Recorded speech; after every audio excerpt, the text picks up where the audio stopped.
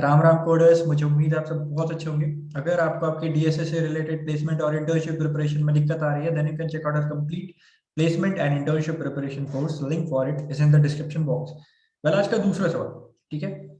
इसमें क्या है कि आपको एक एरे दिया हुआ है, ठीक है। बेसिकली आपका दोस्त है कि गेम खेल रहा है।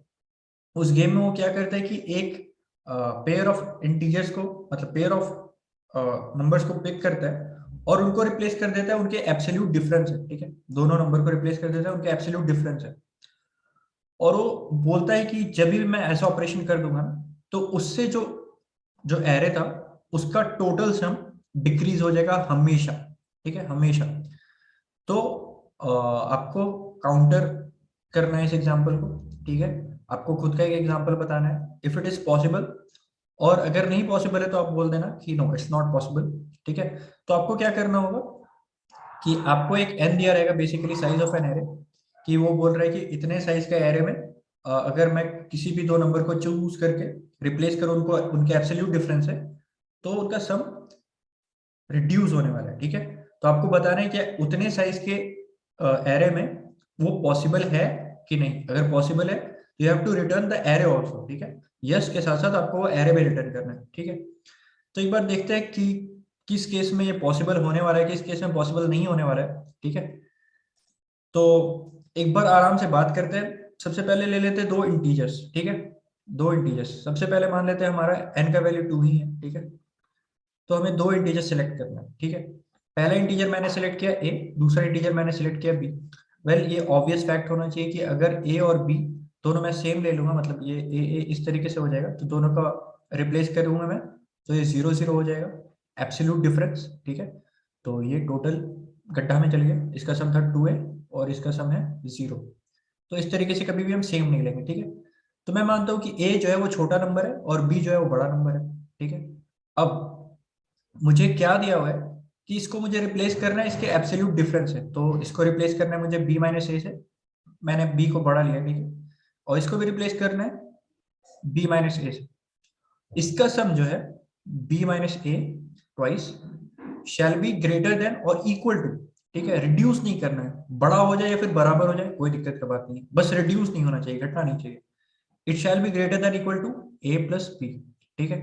तो 2b - 2a shall be greater than equal to a plus b, ठीक है। तो इस इनइक्वालिटी को आप सॉल्व करेंगे तो ये आ जाएगा b shall be greater than equal to 3a, ठीक है। अब b का रेंज क्या हो सकता है, 3a से लेके, मतलब जहां तक आप ले लो, ठीक है। मिनिमम ये b का वैल्यू क्या होना चाहिए, 3a होना चाहिए, ठीक है। अब अगर ये मैं मान लू ये ये a है, तो ये 3a होना चाहिए, ठीक है। अब अगर मैं वैल्यू 3a से बढ़ा लूं तो कोई दिक्कत है क्या? नहीं, कोई दिक्कत नहीं है भाई। जब ये मिनिमम 3 है, अगर आप 3a से ज्यादा 3a+1 ले लो, 3a+2 ले लो, कोई दिक्कत नहीं है, 3a+3 ले लो, कोई दिक्कत नहीं है, ठीक है। मिनिमम 3a होना चाहिए।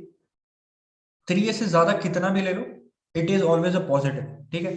तो अगर मैं इसको a लेता हूं तो इसको 3a लेना ही मेरा मजबूरी है, ठीक है। इसका 3 टाइम्स होना ही चाहिए a का, ठीक है। अगर मान लो मुझे और कोई नंबर लेना होता, ठीक है, तो उसके लिए मुझे क्या करना पड़ता, मुझे इसका 3 टाइम्स लेना होता, ठीक है।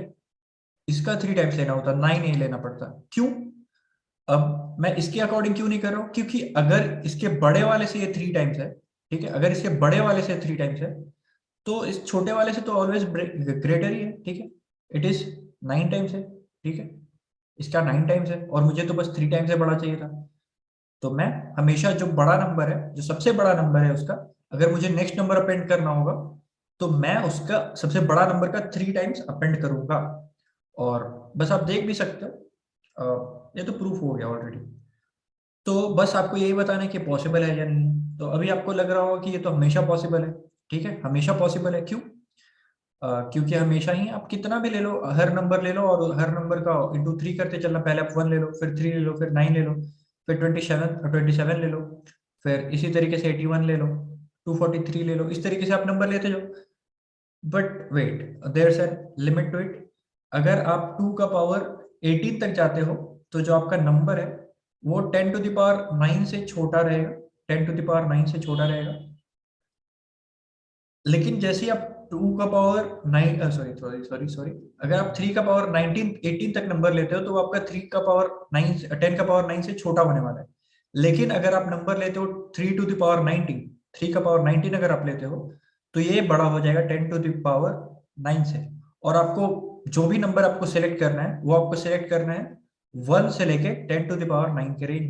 ठीक है, तो अगर आप चाहो तो कैलकुलेटर से कैलकुलेट करके देख लेना। मैंने भी यहाँ पर कैलकुलेटर का इस्तेमाल किया था, आप देख सकते हो यहाँ पर 3 का पावर 19 आप देख सकते हो 1 2 3 4 5 6 6 7 8 9 और ये 10। ठीक है, तो 10 टू द पावर 9 प्लस 162 261 46 इस तरीके का नंबर हो गया।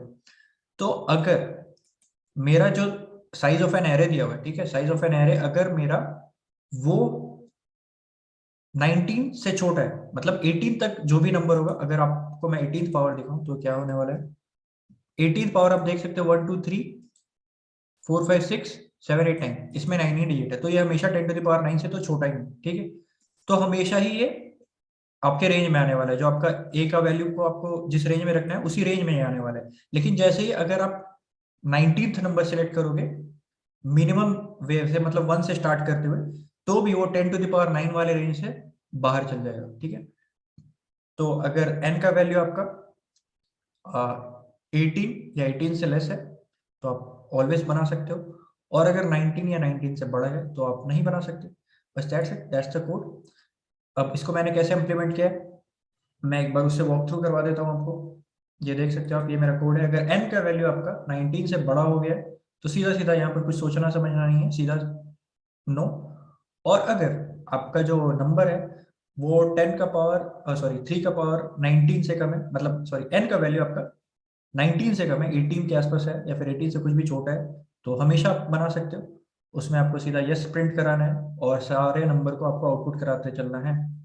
और मैंने सबसे पहले 1 आउटपुट कराया, फिर 1 into 3, फिर 3 into 3, फिर 3 into 3 into 3, मतलब लास्ट वाले से into 3 करके मुझे आउटपुट कराते चलना है। बस दैट्स द केस।